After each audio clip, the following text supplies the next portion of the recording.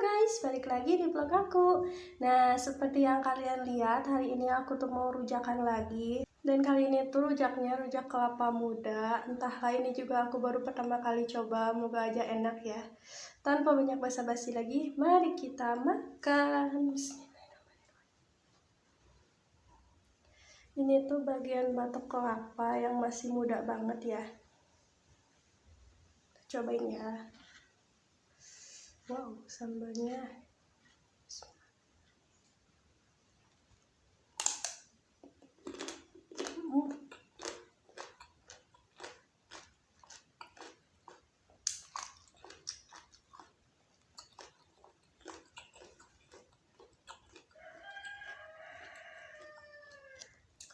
Ternyata enak, nggak keset sama sekali.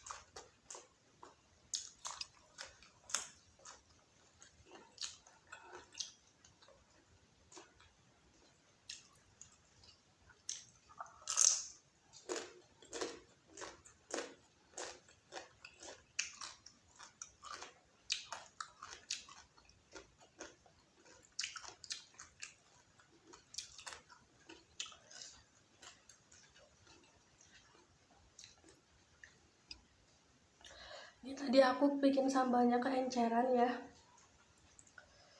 tapi nggak apa-apa, tetap enak.